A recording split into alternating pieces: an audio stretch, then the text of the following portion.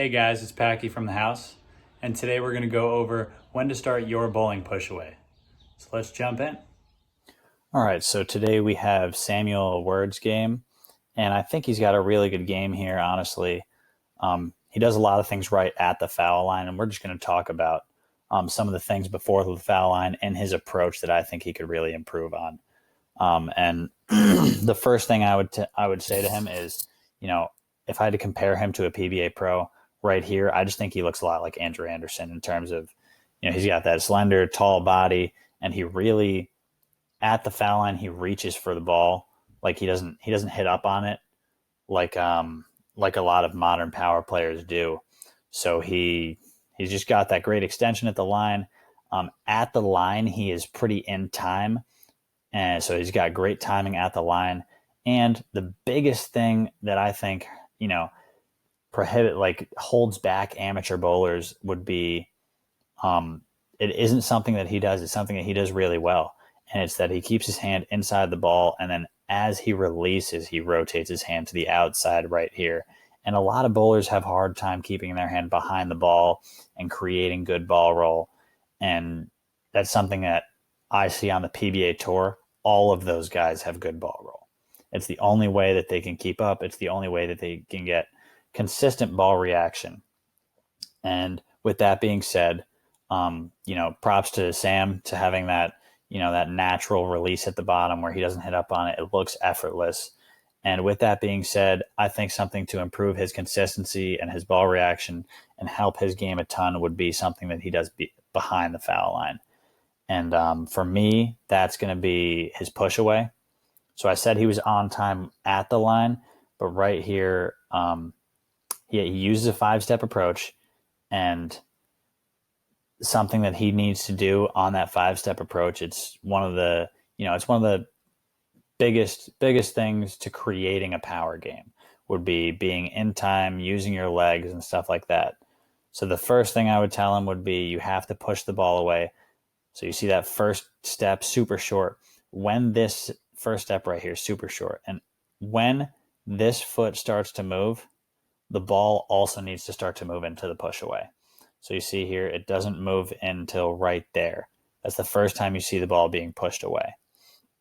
So if he could push the ball away in step 2, right when that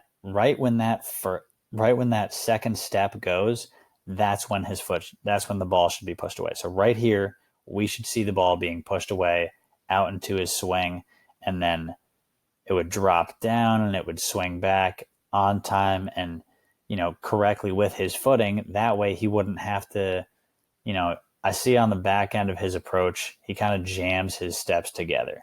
So right here, he's got 2 steps left, and he's pretty close. He's a tall guy, but he's taking super, super short steps. And that makes it hard to create a lot of power when you have, right here, maybe a cup of 2 feet to slide, maybe 3. And it's hard to create a power game and create an effortless approach. And I think he does pull the ball down a little. He uses a little bit of muscle in the top of the swing, but that's not because he's muscling it. It's because his footwork is forcing him to muscle it. It's not like something that, he's done all of his life. It might just be this problem with timing. And because he muscles it, he probably loses a little control, loses a little bit of power. So the second that right foot starts to move, I got to see the ball being pushed away out here. And then, it can swing back into the approach and then back through and up there.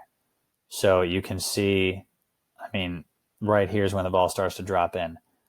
And then the second thing that he can just use to check up on that timing, when this third step starts to come through right here, so for a righty, your third step, or when the second step with your left foot passes, so when these legs are even, so they start off even, and then right here they're even again, the ball should almost be right next to your legs. So it should be like kneecap, ball, right next to them. So those 3 things should probably line up. And right here you see he's just starting the swing, so he's way out of time.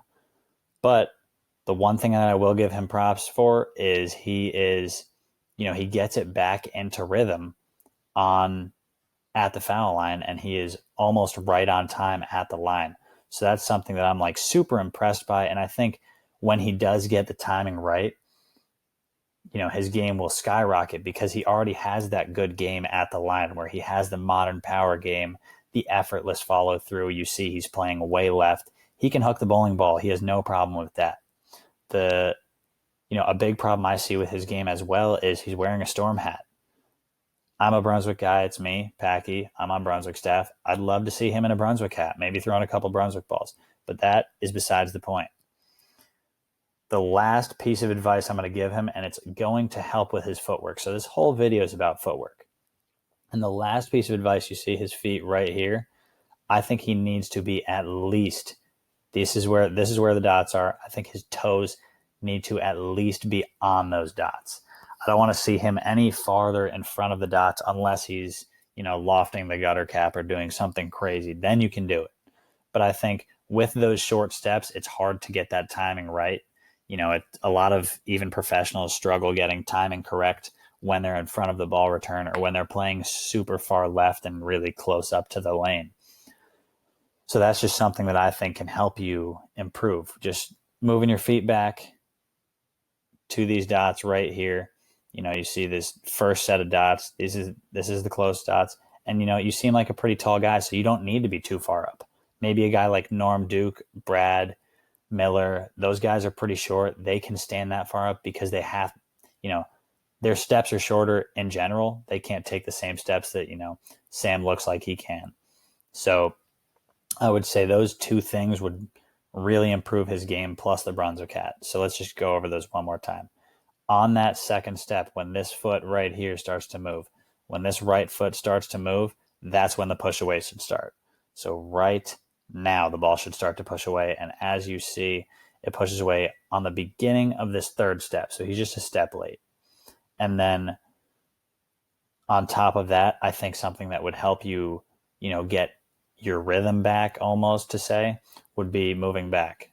So if you just move back on the approach, it'll allow you to take bigger steps and just move, get those feet back behind this line over here and just move at a normal pace. Even walk a little bit faster, take a little bit larger steps. You're a pretty tall guy. Just take normal steps. You don't need to try and scrunch it up to try and be a bowler. You can just walk normally to the lane, a little faster pace, and use your legs to create that great power that we see instead of using your arm a little bit and trying to make up for it at the bottom by muscling it down.